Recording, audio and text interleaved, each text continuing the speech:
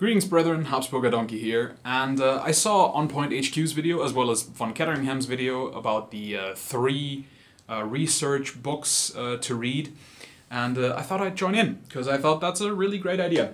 I'm gonna kind of cheat a little bit and go with four, mainly because this isn't technically a historical resource.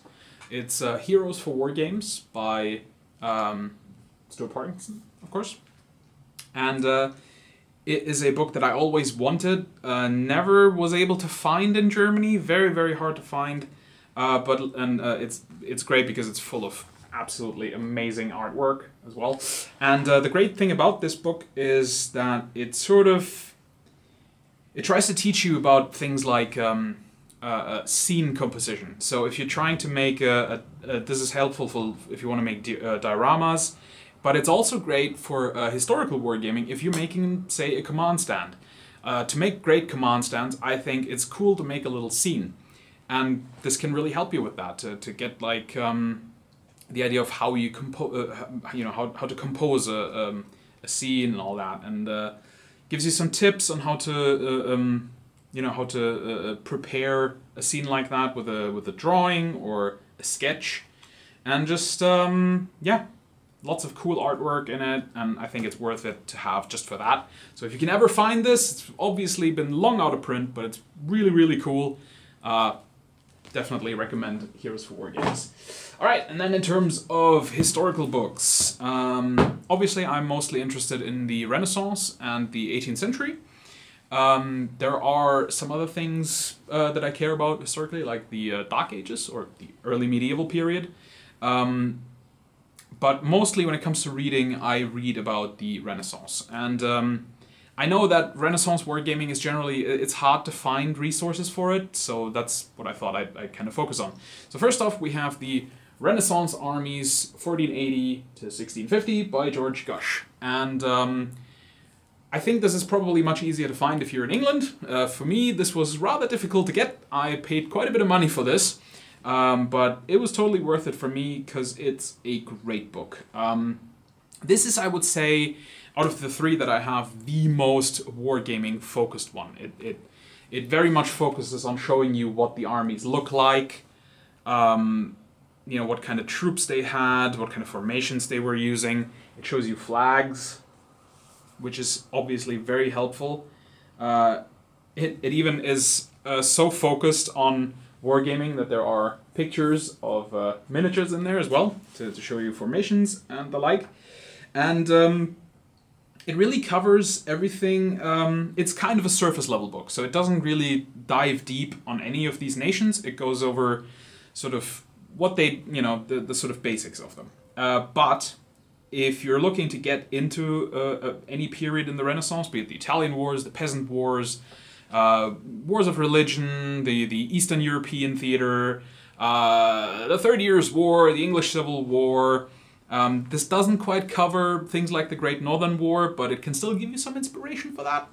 But yeah, if you're looking at any of that, this is a great book. And it even shows you the cool thing that I find about this. For example, these are the Muscovite troops. And the Renaissance period doesn't have too many manufacturers. There aren't a lot of figures for it, so a lot of these pictures can kind of help you figure out substitutes that you can take and then very easily perhaps modify or maybe kit bash with something else to make them work for the Renaissance. So this is a great resource, and it's also a great jumping off point for the Renaissance to sort of figure out what the period is all about. The second book is one that I'm actually currently reading, and it's The Art of Renaissance Warfare by Stephen Turnbull. And this is very much not focused on wargaming. It's very much just sort of a breakdown on why the warfare in the Renaissance period was so weird, how it changed, and yeah, just how it sort of evolved throughout the period. And it's pretty well written. I really like it. I would absolutely recommend this one.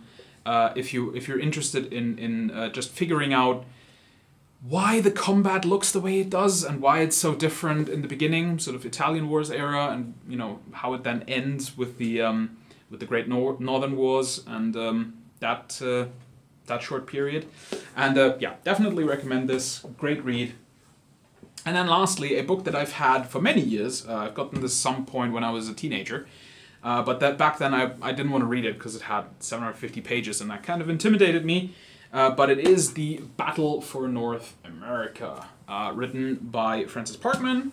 And this version specifically is edited by John Tebble into one book. Because originally, I believe this was 13 books. It's a massive collection that really details the entire story of how North America came to be. And this condenses the whole thing a lot more and makes it a lot more readable. Specifically this version I would absolutely recommend. If you're interested in the 18th century specifically, because that's kind of what this combined version focuses on a little bit. I mean, it goes into the 17th century as well, but it kind of hones in a little bit more on the 18th century because that's kind of where all the really important and shaping stuff happened. And it's a great book. It really is. It gave me some really good ideas as well for armies that I would like to have or collect, or smaller forces that I would like to collect for the French and Indian Wars, larger armies that I would like to collect for the American War of Independence or the War of 1812. And yeah, I can really recommend this. All right, that's my 3 books. I hope you enjoyed it. Really looking forward to other people in the community picking this up and showing some of their research books.